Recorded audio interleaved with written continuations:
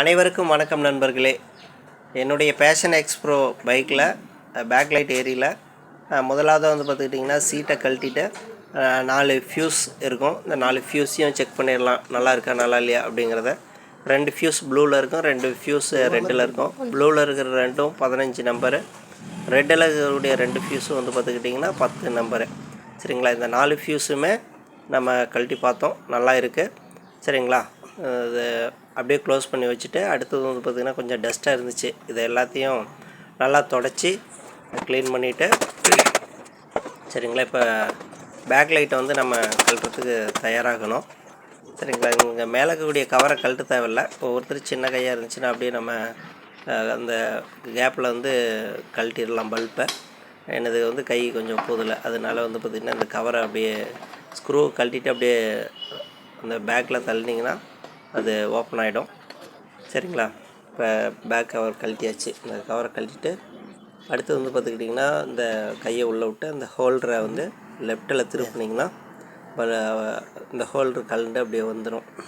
சரிங்களா, இப்போ நான் காட்டுற மாதிரி வந்து பார்த்துக்கிட்டிங்கன்னா இதை எடுத்துகிட்டு இந்த ஹோல்டர்லேருந்து பல்பை எடுத்து நம்ம பல்பை சேஞ்ச் பண்ணணும்.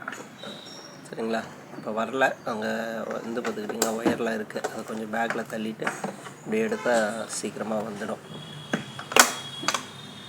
சரிங்களா, பல்பு ஃபுல்லாக கரிஞ்சு போச்சு.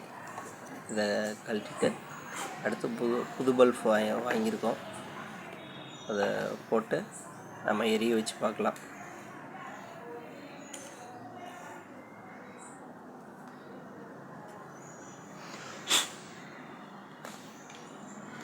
வந்து பார்த்திங்கன்னா பல்பை போட்டுட்டு அதை நம்ம எப்படி கழட்டினோமோ அதே பொசிஷனில் ஹோல்டரை உள்ளே வச்சு கொஞ்சம் ரைட் சைடு திருப்பணும். அப்படின்னா ஹோல்டர் ஃபிக்ஸ் ஆகிக்கும்.